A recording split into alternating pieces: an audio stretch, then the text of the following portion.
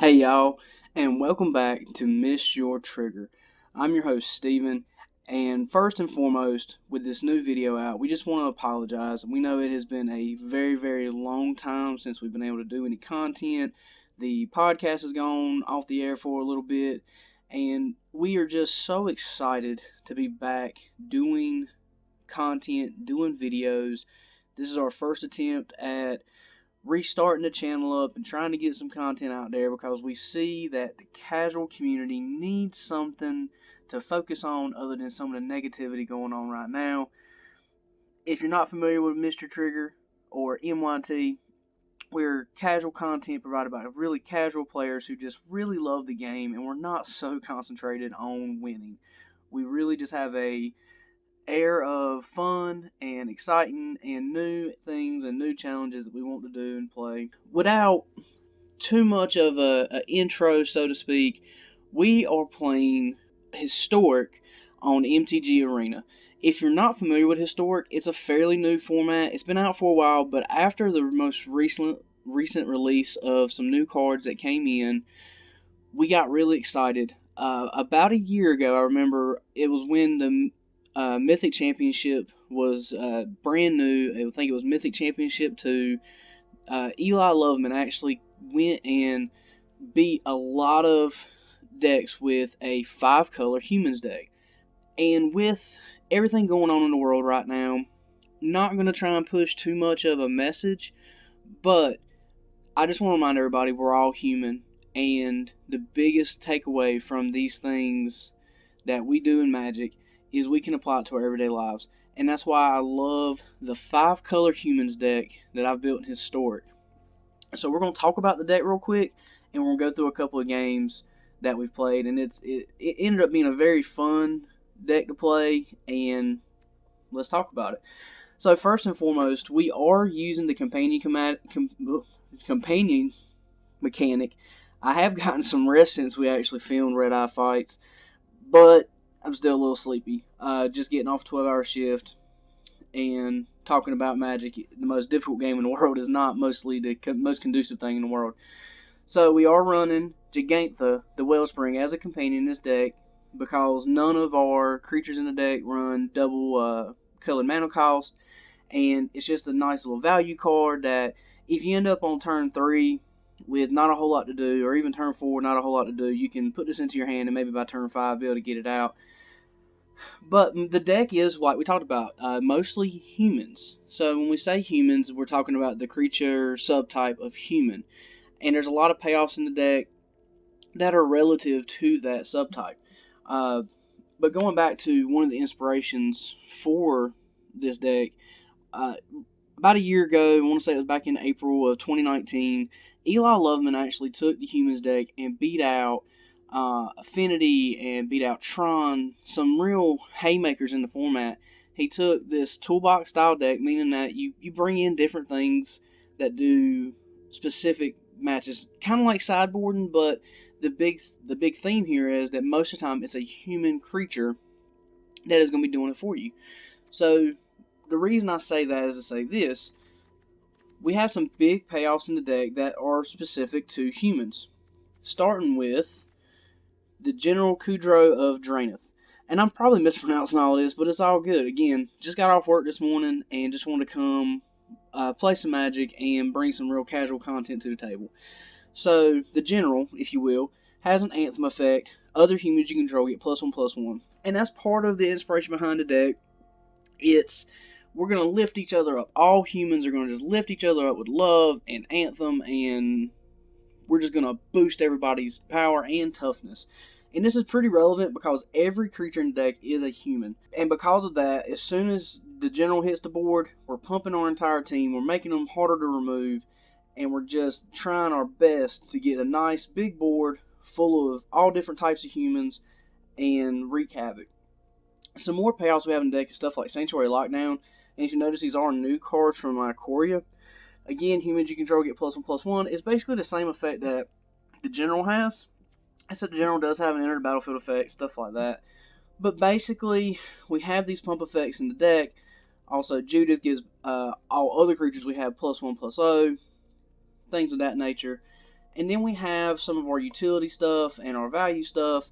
So Hero Precinct 1 not only is a human, but whenever we cast a multicolored spell, you create a 1/1 human creature token. So we're going to trigger anything with enter battlefield effects. Most of our deck is multicolored, meaning that it's not just one color. We have a couple of non-bows in that aspect, but nothing too serious. The big additions we got in one of the last anthologies was Kitesail Freebooter, and this is actually a staple piece in the modern human deck. And I saw this and I was like, you know what, this is a perfect opportunity to jump on this bandwagon and let's see what we can make happen. And the other challenge with Historic is you don't have really a Cavern of Souls style of card where it can tap for any 1 mana, and if it's cast, if it's spent playing that mana on a creature type of your choice, then it is uncountable. So we do have something similar in Ancient Ziggurat, however you pronounce it. The big takeaway from this is it's kind of clunky because we do have non-creature cards in the deck. There's just not quite enough human-based creature cards that do everything we want to do in this deck. So this card kind of replaces that Cavern of Souls effect where you can tap it for any one mana, but it's only for creature cards. And then also to fix our mana into casting things like Meddling Mage, we have Humble Naturalist. Now you're going to look at this and you're going to tell me, Steven, there are much better mana dorks for 2 mana that attack for anything. And you would be exactly right. 100% there are better ones. But, talking about humans. So the plus side to Humble Naturalist is it does get that human boost from both of our payoffs, or all 3 of our payoffs. And it's got a big old fanny on that old Humble Naturalist. He's humble, but he's got a big old butt, which is relevant. It makes it a little bit harder to remove. Makes it a fairly decent blocker if we're not tapping to add 1 color for creature spells. And the mana dork does strand us in some of our games, as you'll notice. We've got some things we could do if it wasn't for drawing into our Naturalist and our Ziggurats. It's just one of those things that happens when you play these little janky style decks. So that's most of the deck. Again, we've got stuff like Dire Tactics that we get rewarded for controlling a human. It's creature removal. And then we got things like Mortify, who is also creature and enchantment removal, which is pretty relevant in the current meta that I can tell. Then you got a 5-color mana base that includes 1 of each basic land, so we can go fetch up with all 4 of our Fabled Passages, some any colored mana for creature spells only, a bunch of shock lands, and we have Castle Ardenvale that also creates 1/1 human creature tokens, and that's pretty much the deck. In the sideboard, of course, we have Gigantha as our companion. Things in the sideboard, we've got some Graveyard Hate with Draenith Magistrate. Not so much anymore with the companion mechanic. Used to, you had that companion zone, but it does still shut down like Uros and things of that nature. We've got Thalia in the sideboard for like Storm matchups, if there is a Storm Boogeyman in the deck, or the format, and also your blue-white controlled matches, things like that. Extra Kitesail Freebooter if we're playing against an aggro deck and we just need to get some stuff out of that person's hand. Destiny Spinner for those blue-white control matchups as well. Extra Dire Tactics for creature heavy. And then Sorcerer's Spyglass to kind of clean up anything that we miss, things that are going to affect us in the later game. So that's the deck. Again, this is a very fun deck to play. It's very reminiscent of that big Mythic Championship 2 finish with Eli Loveman in it. And it's just a really fun deck to play. I find myself just wanting to sit down and play this deck, win or lose, whatever happens. I still have fun with the synergies and the different triggers and everything like that. So without further ado, let's get right into some gameplay on this episode of Red Eye Fights.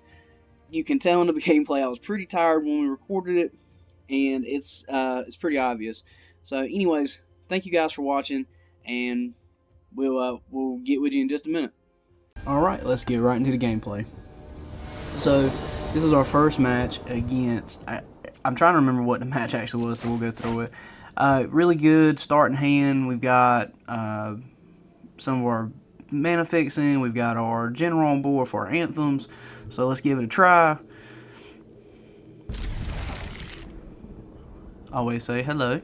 Alright, so we lead off with Fabled Passage here, just to kind of figure out what kind of mana we're going to need for the match. Let's say, I think we were going to get our green mana so we could cast our other mana fixer in our hand. Opponent's on black. Alright, so a Foulmire Knight comes out. It's a 1/1 with Death Touch. So we're going to go get us a land. A basic land.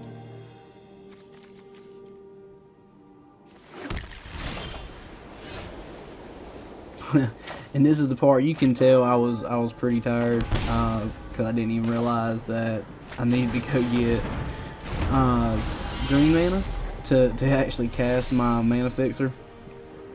So we play the Enforcer. They play a mill card. So it looks like we're playing like Golgari mid-range at first. Actually, I played a Golgari mid-range deck in Standard. It was really fun to play. Alright, so we got lucky there. Continue to fix our mana. I think we're going to go with trying to cast the General because he'll be indestructible. Pretty decent turn 3 play. Get to exile a card.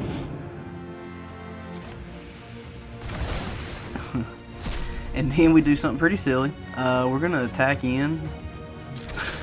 Forgetting that Deathmire has Death Touch. So, oh yeah, and you'll see the shameful oops. At least it got off the battlefield for a minute. Yeah, we're not going to get tricked with that one. Okay. What to do, what to do. So we'll go get us a land.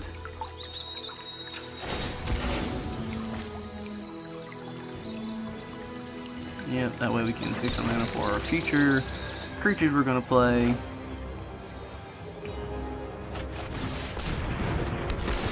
Also get to exile another card. We got rid of Deathmire there just to keep that Death Touch off the battlefield. Sure, we'll go ahead and attack in. Alright.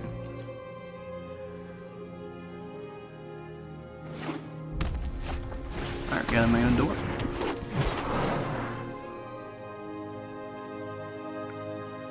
And I want to say opponent just passes here. They just take their time passing. And we are playing in these matchups, we're playing traditional, which means we do sideboard and stuff. And I figured that was the best way to keep it as close to being that reminiscent of Eli Loveman's Win with Humans in Modern. So we drew a pretty good card there, a little bit of card advantage. I don't remember why. Oh, I think okay. So, yep, we're going to get that on the battlefield. We get to remove another card from the graveyard. And, I think, yep, we'll go ahead and move Jengatha to our hand. We're a little turn behind on that. It's really not on a curve, but it's all good. No attacks, just because we don't want to lose the General. And we're starting to build that board state. Let's see what our friend wants to do.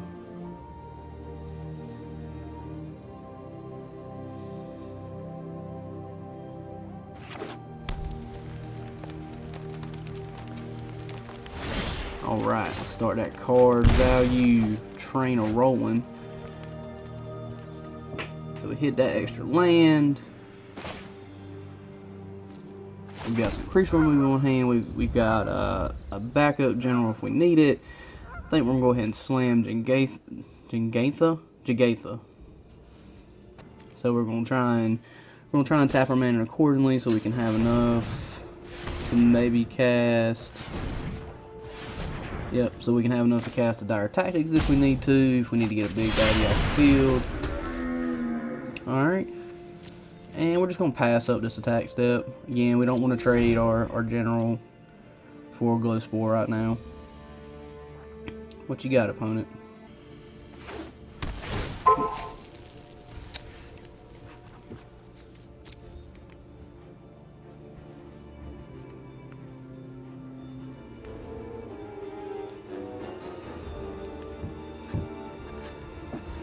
Opponent's going to think about it for a while. So at first when we played this match, I wasn't 100% sure what we were playing against. Again, Historic is fairly new, and there's just not a lot. The meta is all over the place right now, so we really didn't know what was going on. We are going to that Glow Spore Charm, so we can go ahead and start attacking in. And we get to draw an extra card. And that worked out really, really well.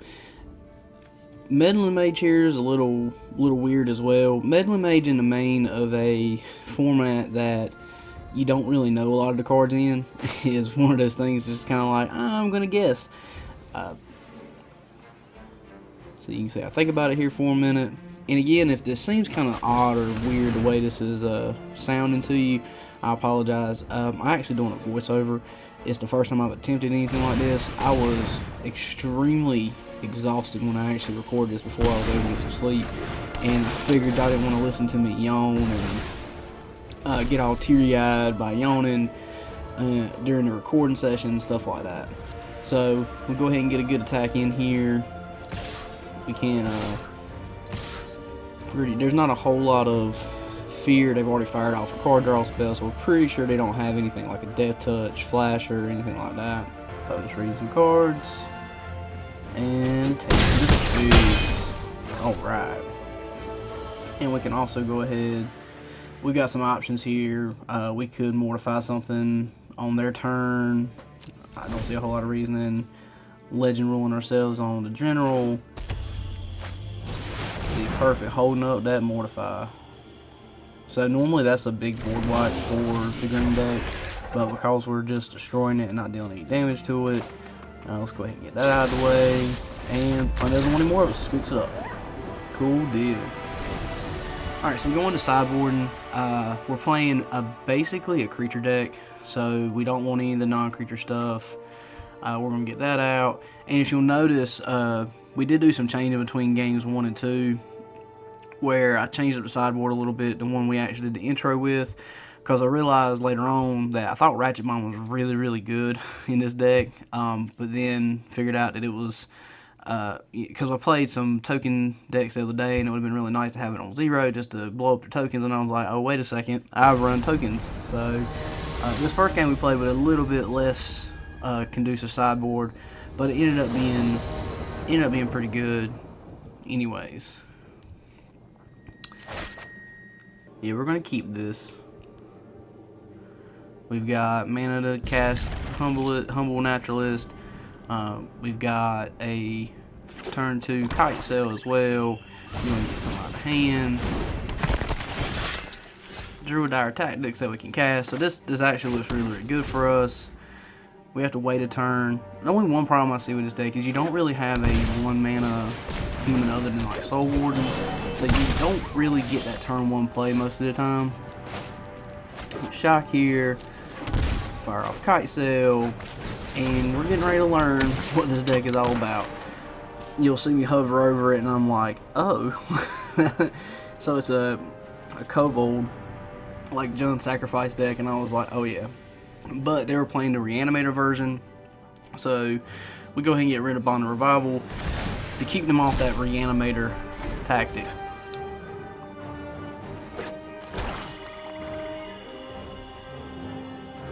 Alright, gonna draw some cards. It's cool. As long as you're not reanimating something like Kobold. He does go ahead and sacrifice, where he goes ahead and discards Kobold, which tells me, you know, he's getting ready to fire that off whenever he does draw back into some recursion.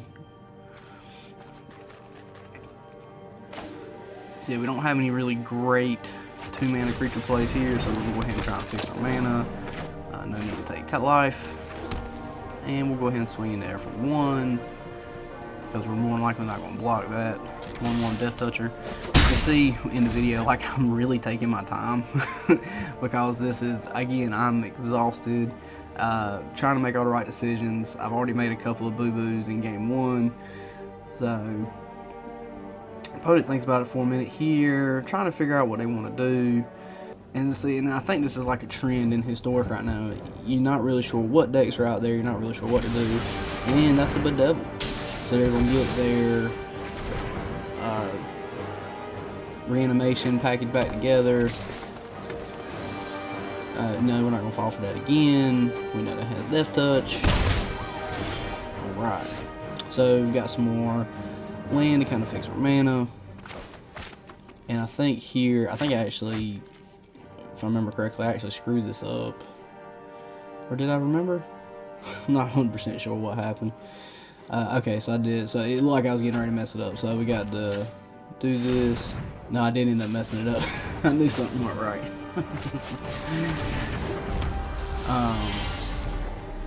Oh, but then I get saved by the fact that I had that land in my hand I could shock myself for. So that actually was, I got pretty lucky. I completely forgot the cadence of Ziggurat there. And that's like I was talking about in the, the intro. Ziggurat left me stranded a couple of times, and I got kind of lucky. Like this, for a perfect example, I got really lucky on this sequence, because if it wouldn't have been for me drawing into that Sacred Foundry that I could untap at the point, it would have been really, really bad. So they're going to Diamond Ring ambush, take out the Enforcer there, and so we have 4 mana.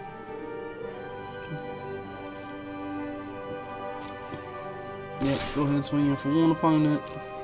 Sounds good. Alright. Ooh, so second Dire Tactics is good. We're going to look at our options. We know that this deck wants to reanimate a Corvold. If I'm saying any correctly, I'm sorry, guys. So, we're going to remember this time that those 2 sets of mana producers can only be cast creature spells, so I'm not going to use them on creatures. And then, we've got mana held up for creature removal, some random enchantment removal that we might run into. So we're doing fairly well. Game 2 as well. We're pretty well set up.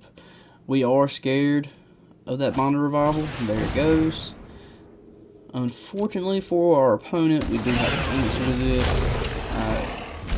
Corvo does have a downside where you have to sacrifice permanents, either mana or creatures, and it's gonna draw cards and it's gonna pump Corvold. And the idea behind this Jund Sacrifice deck, if from what I can tell, is draw lots of cards, sacrifice permanents for value. I think we decide to let everything resolve, so they have to continue to sacrifice. They're going to draw cards that they pump Corvold, but ultimately it'll be the doom of this poor dragon, because we are going to exile it into oblivion. And we're going to take just the 2.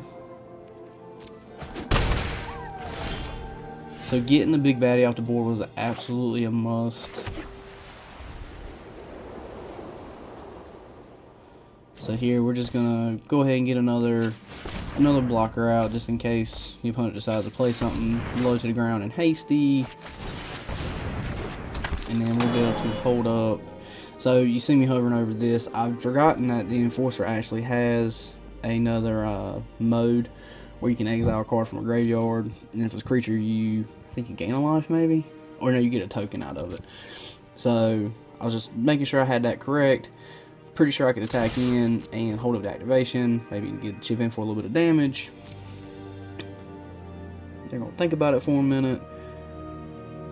Opponent knows they need that Druid for mana production since they had to sack a couple of lands last turn. Oh, they end up blocking. Oh, never mind. See, even in the voiceover, I totally forget the fact that Druid of the Cow has a 3 toughness. So, yeah, it didn't really work out. Luckily, the ability on the Enforcer is not a tap ability. Oh, alright, so they have forced us to go ahead and pop this off and get us a free token out of the deal. We go ahead and do it out of our graveyard to get that token. Buy a Kite's a freebooter into Oblivion. And we got a chump blocker.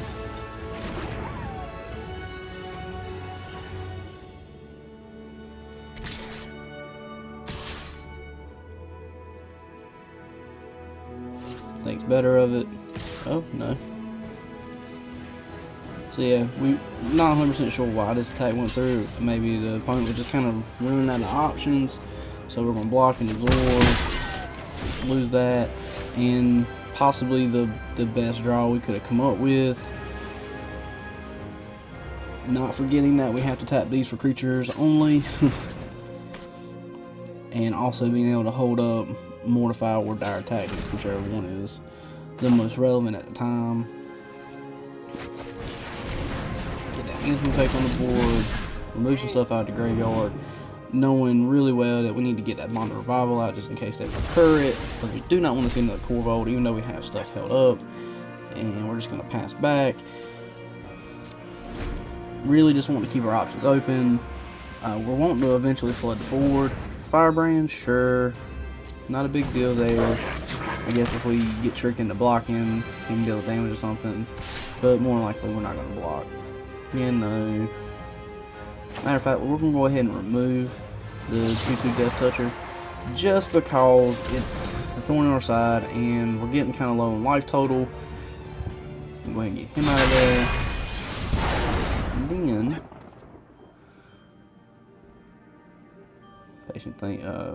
patient. Ooh, you can't tell I'm a paramedic. Opponent's gonna think about it for a minute, and here comes Read the Bones, sacrificing a creature, and scoops it up. Not sure if that was a shame scoop or what that was, but basically, I think he was trying to read the bones for Corvo, not realizing that earlier he was exiled. So yeah, good game.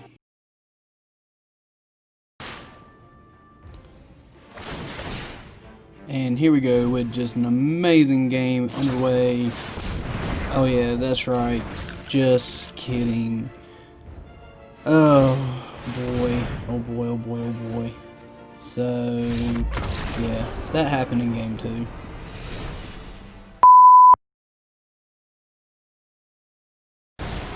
Okay, so I just want to be really clear about something. We are casual here at MYT, and we like to have a good time playing. I did play a second game against a Bant Nexus of Fate deck. If you're not familiar, it's an instant spell that costs 5 that gives you an extra turn. The idea of the deck is just to continually chain together extra turns because Nexus of Fate gets shuffled back into your library. And it was about 35 or 40 minutes of nothing but that Bant deck going off, because I did, in the casual sense of things, try and let that player play through their combo and go as long as I could without just letting them chain all their Nexus of Fates together. Right there is what you saw was the end of game 1 before sideboarding, and it was a lot to take in. So we're going to move into game 3. We actually played, this was our third and final game of this edition of Red Eye Fights. Again, you know, the naysayers will say what they want to say, and they're going to claim that we're not as casual as we thought we were because we conceded during the Nexus game. Basically, I really just didn't think y'all wanted to watch 40 minutes of a Bant deck go wild and bounce things and just take extra turns. And if that's your thing, I apologize. It just wasn't something I thought y'all wanted to see. A really non-interactive set of games from the Humans deck. So going right back into this game, where we're at right now, we're trying to get our Humble Naturalist out, and I actually, again, I think after the Nexus game I was kind of upset, and I misplayed horribly on the Fable Passage, but it's all good. So we basically took a turn off for no reason. Now we get our slow mana production out, which we drew our third copy of on that turn. So at first it seemed like this is going to be a pretty not great game for us. Looks like we're playing mono white, and honestly I was scared of Tempered Steel, which a lot of the content creators that we follow and we look up to actually have played quite a bit of. And that's what I was kind of worried about. I saw the Colossus Hammer, I was like, oh goodness, it's Affinity, and this is going to be a tough matchup for us. We'll go ahead and play that Hero Precinct 1, and try and go ahead and get some of this token creation going on our next turn. And we'll go ahead and move Jengate into our hand now, because we really didn't have any other good plays. So you'll see Twin Blade Paladin, it's part of a life gain deck. It's a big baddie if you ever do get over 25 life. And before we go much further, I just want to let you know, like, this guy was a really good sport, or this lady, whoever it is, was a really good sport, because once we kind of locked them out of this first game, they let us continue playing. It was actually a really good match. Again, like we did with the Nexus of Fate deck, as long as we could, to be nice. Again, just didn't think y'all wanted to see multiple Nexus of Fates over and over again. So we had some trouble tapping. Couldn't figure out what was going on there. So we ended up getting Kite Sail Freebooter, just to kind of see what this player is trying to do. And it has some what appears to be kind of affinity aspects, but Smothering Tide is going to make them entirely too much mana to equip that Colossus Hammer, so we're going to take that out for him. No need to attack, and we're just going to pass back to him. So the Twin Blade Paladin is actually a pretty strong card in that life gain weenie deck. I didn't see a lot of life gain triggers in this individual's deck. I don't know if maybe they're still working on it, just trying to fine tune it a little bit. But we did get pretty scared of this thing pretty quickly, with 2 Audit Glitters hitting them.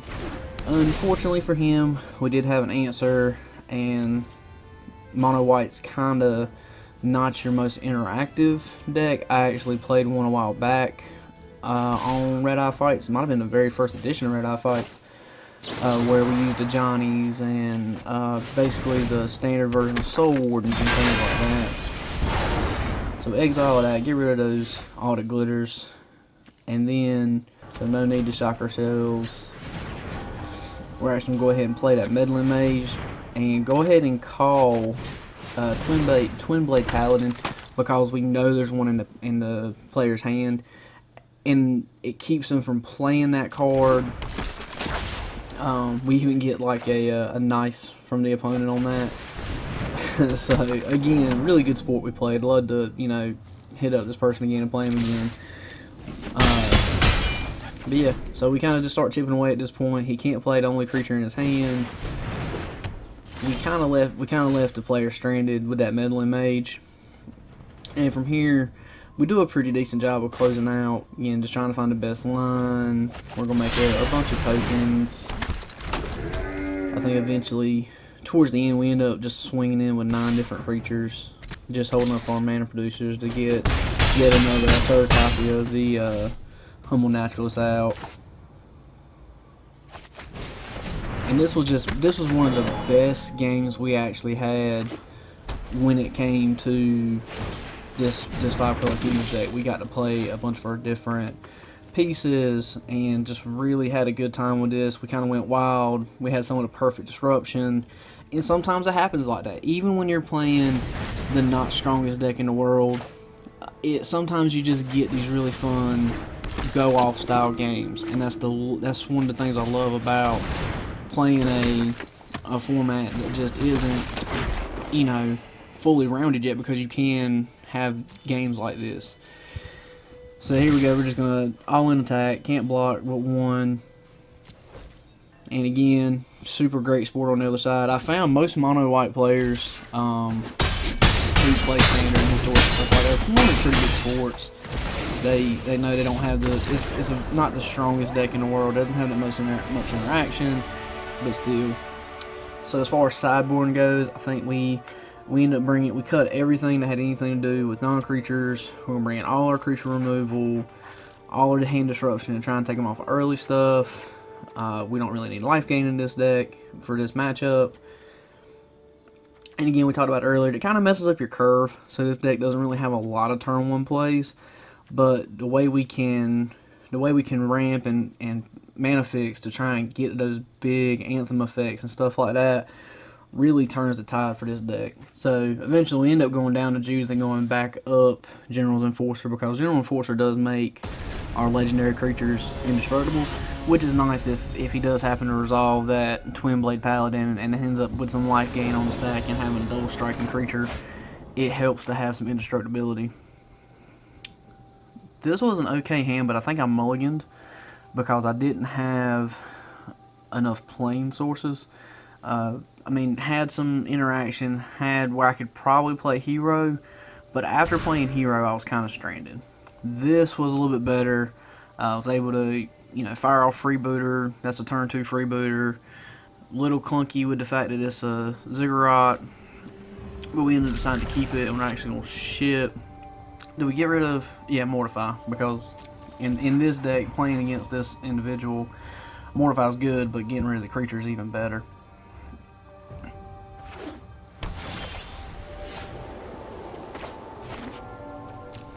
So this does give us a turn 2 Freebooter whenever we resolve it. It'll get some out of the hand, and that's one of our biggest things we can look forward to. Other than that, we're pretty much going to get lucky. The rest of the game, we've already drawn 3 generals, and whoa. So I saw this and I was kind of like, so it does scream Affinity. Just not sure, maybe this player didn't have, again, such a good sport. Maybe this player didn't have the access to like Tempered Steel and stuff like that, or good possibility maybe he just has Tempered Steel and never drew into it. So really lucky on that, ripping a land off the top so we can actually play our general. We can pump Kite Sail, which at this point is just a 1/2 flyer because we weren't able to get any non-creature out of the deck or out of his hand. And yeah. So both of these games end up going pretty well in our favor. I think the mono white Affinity weenie deck just wasn't quite finely tuned. Nothing against the person playing it, because they did as good a job as they could. We just ended up having a lot more answers, and sometimes it happens like that. Sometimes you have really good run-ins and sometimes you don't. So here I realize I've drawn, again, this is where Ziggurat kind of stranded me at some points, because I just drew amazing card, Anthem Effect, to get my flyer in the air, a little bit more damage in, and then bada bing bada boom, I can't even cast it. I can't even move Jingathan into my hand because of Ziggurat. So Ziggurat works really well when it works, but when it doesn't work, it's not good. It's not good. So we go ahead and double attack here, try and put some pressure on him. Her, again, don't know who's playing on the other side, but respectable individual no matter what you say about them. So they decide they want to wait, not lose anything. So we do end up casting Meddling Mage, or do we? I don't even remember now. We think about it for a while? Okay, so we end up casting Meddling Mage, and we're going to call Audit Glitters, because right now, having that Steel Overseer in hand, having the Diamond Knight on the battlefield, a 3/3 pump effect on a lifelinker kind of worries us. Steel Overseer does come down. Now, I don't know if we ever actually get another look at the player's hand to see if they actually drew the Auto Glitters. Auto Glitters would have kind of wrecked us, so really the only thing we can do there, play the only creature we have in hand. Does make our general indestructible, even though we still have 2 in backup. Might as well go ahead and attack. If they wanted to block with all 3 creatures to blow up Meddling Mage, I'd have been okay with that, because we still would have been getting in for 5. Alright. He's reading. So I'm wondering if he didn't draw Audit Glitters, thinking he was going to be able to really get in for some serious damage on that. We're going to create some blockers, add some counters, and pass back. So here's a really good turn for us. We're able to get that Fabled Passage down, so we can actually play our Anthem Effect. Alright, so we get that Anthem Effect down. We're going to pump the team. It forces them to block pretty much everything, because we're going to swing in for everything. One's getting through, so he has to block all 3 of my ground creatures.